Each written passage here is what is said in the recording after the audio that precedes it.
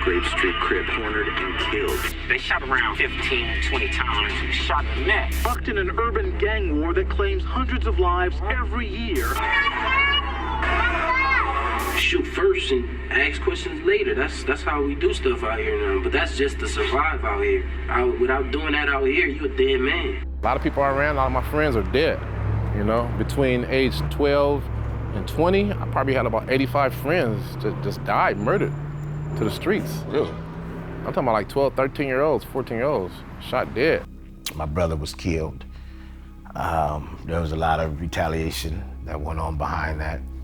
And I went to go get a gun out of a stash that I had in my lowrider. And when I went there, it was a Bible there. Nobody stayed with me, lived with me. Nobody had keys to my lowrider. And it was just a sign right then and there, and everything went dark. LA Magazine wrote an article where they literally had said that I was dead.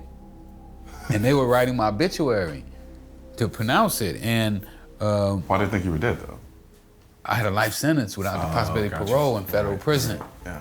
So prison really saved my life. It saved my life. Let me get back in touch with myself as a human being, as a person. I think what caused my turnaround was in 1998. I was facing 2 life sentences, and my father died. And my mother had asked me, how I got to be so violent. She said, boy, because of your violent past, they're not gonna let you out of jail to go to your daddy's funeral. And when everything went dark, I just started seeing flashbacks on my life, on everything that I did do, that I know that it was only God. And then once again, I asked God, you know, if you get me out of this situation, I give up everything. That was in 2006, 2006, yeah. But I gave everything up in one day. I had to realize that I was in the position that I was in because of the way I thought. It was my thought process that eventually landed me in a federal penitentiary without the possibility of parole. If your mindset can land you there, then your mindset can land you out, you know, and I started to use that mindset to reinvent myself.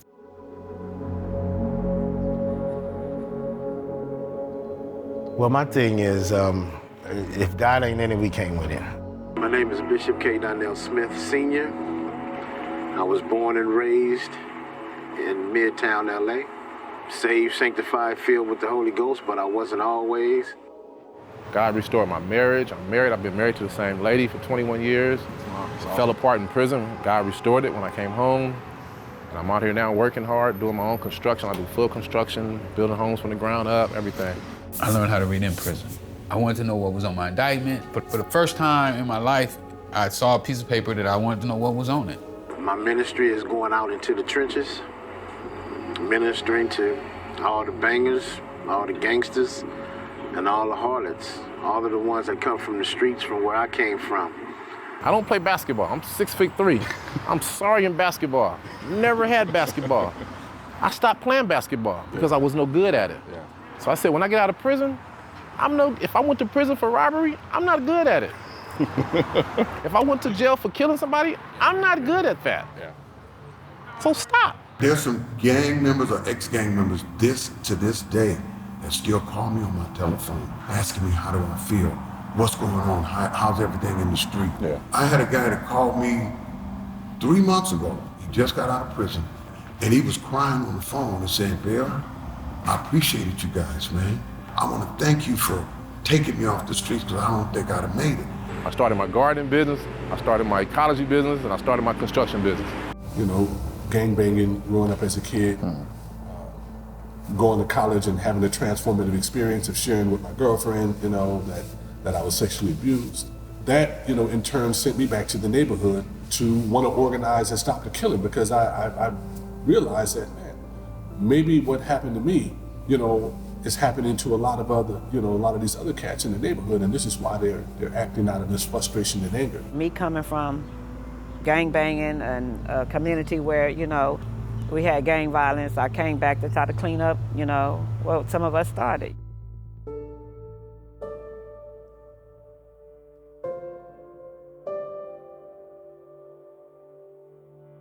So when you get in the Watts area right now, you're gonna see pretty much a new Watts. You could just look around. Communities have changed. The communities have changed. You have blacks moving out, selling their homes, and going to other areas, and Hispanics moving in. This used to be all black community. Now blacks are living downtown in tents and cardboard boxes, and they're getting ready to build high-rises all over here. But it's saddening to see what we once controlled, what we once could call our own, has been literally swindled away from us, you know, in so many different ways. Subprime lending, redlining. Most of the people around here has neither the money nor the credit score, and what that does is wind up locking you out. The reason why I personally don't like projects is because they were supposed to be temporary housing. They should only been there for 3 or 4 years, but people are now 5, 6, 7 generations of being enjoying downs. But what I don't like is displacing people. Taxes on the property is going sky high, so older people with fixed incomes, they can't pay it. So what that's gonna do is that's gonna allow corporate America to come in and scoop up the neighborhood, and all the people who once lived here and played here and who enjoyed it now will literally be locked out of something that was once theirs. So the revitalization of Jordan Downs, that to me is a touchy subject because my father grew up in Watts before there were projects there. And he tells me about the fields and how they used to play or whatever. When you come back and say again, it's gonna get better, and 3 years from now, it's gonna be awesome. Compton is no worse than no other city in America. The media have blew us up like we monsters, but we not monsters. We human like everybody else. And it's not as bad as they saying, you know. You can walk down the street and not get shot at, or you can do what you can do everywhere else.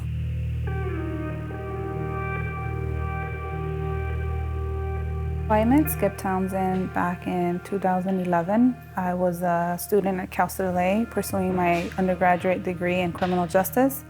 And Skip came and spoke to our class. Skip tells us everything. When I first came home, my cousin directed me to him for work employment. So I went to Second Call and went to a few seminars with him like 6 years ago. What I want to do is I want to give them an emotionally safe place where they can share whatever it is they want to share without judgment. I want them to feel free to say, well, I'm depressed, or I don't know how to deal with my anger, or I'm mad, I'm upset about something. I participate Monday nights as a participant because I have a lot of unresolved issues that I still deal with myself. You know, this one guy said, man, I feel like going home and killing everybody in the house. And everybody was like, oh, you don't want to do that? And started telling him why he didn't want to do it. And I had to stop him and say, well, how many of you guys felt that way before? You know what I mean? It's okay to feel that way. It's not okay to do it. He is non-judgmental, and he allows people to process their trauma, be honest with what they're feeling, with not feeling any threat or any fear of what they're gonna think or feel about them. P. Curl used to fund an anti-gang organization here.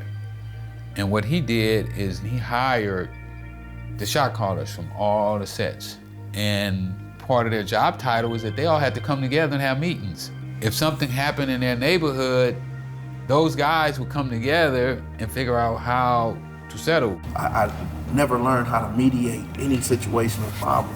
So that's the one thing that I know that has to be taught in our community. When they had that program going, we had the lowest violence ever in LA about 4 or 5 years ago. Might have been a little longer than that, right when I just got out of prison.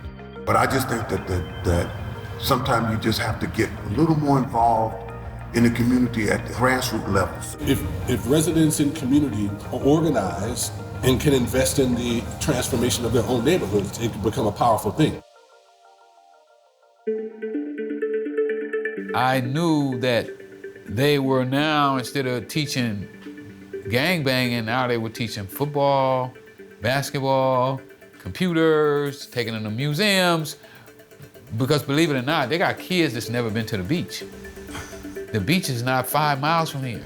There's so many programs out there now that we didn't have. A lot of resources, a lot of different organizations that are helping the youngsters. It's like, for example, I'm part of Detours Mentoring Group.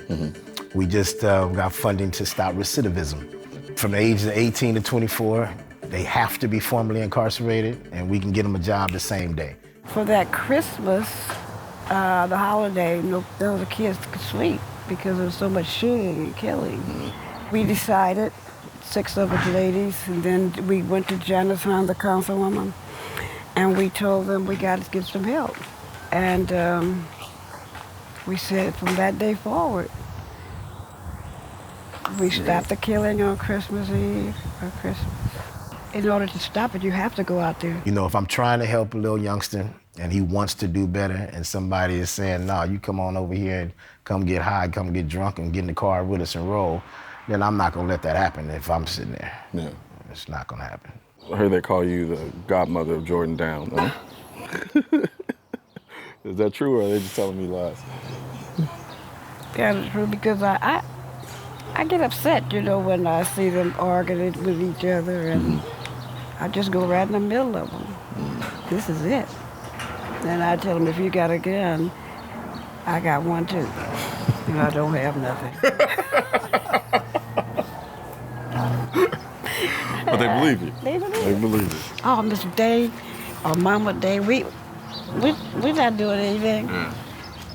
2003, my son graduates from Bourbon Day High School in Watts. It's all boys private school in Watts. Goes to Humboldt State University. Proudest day of my life, taking this kid to school, checking him into his class, and meeting his dorm mates, and then having him to come home, from winter break. Goes to a party with some of his friends in an affluent black neighborhood on the west side of LA, and is shot to death at the party. I mean, back in our days, if you heard some gunshots or whatever, you look around or you say, oh, what was that? Who was that? Yeah. But now you hear gunshot, it's like, oh, they shooting. Yeah. It's almost like you desensitized because it's so frequent.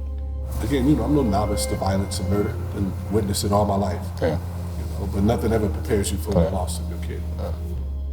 A whole lot of brothers didn't made attempts to, go to Washington and make a difference, and nothing has changed in all these years. It's worse, and it's getting worse. So if I'm hearing you correctly, what you're saying, the only way to change anything would be just completely uproot it. Completely. Back in the days, it wasn't just driving down the street shooting no innocent kids. I hate to say it, I heard this term before and I didn't like the term, but I realize it's true. We have a lost generation. But I think that I redirected what could potentially have been, someone else losing their life by telling my son's friends and my family members to not respond in that way, because it wasn't Terrell's legacy. It wasn't going to bring him back. I wasn't getting any closure from, this kid being murdered. It was a higher purpose, I believe, for what we're doing over here. It wasn't to get in trouble with the police. It wasn't to be a menace to the area. It wasn't to, continue a tradition of self-destruction. It was to build. And so all the obstacles and everything we went through for being misjudged and misunderstood, it didn't stop us. It wasn't a brick wall. It was a speed bump. And I embrace it as the resistance, the gravity of trying to do something great.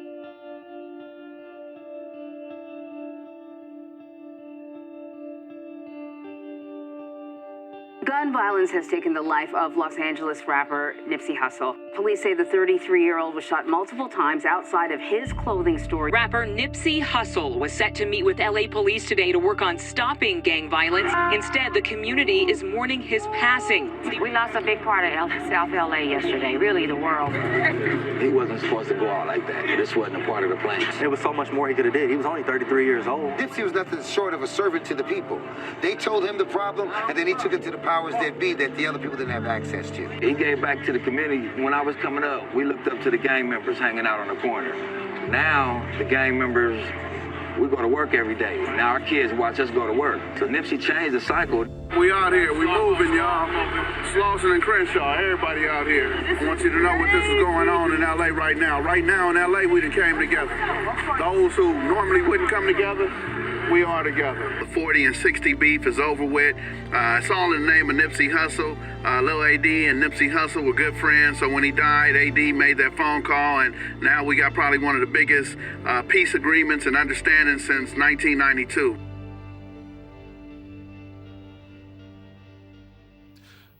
The one thing we tend to do sometimes when we're aware of a particular issue, but it's inherently foreign to us, is I think sometimes we tend to miss the forest for the trees.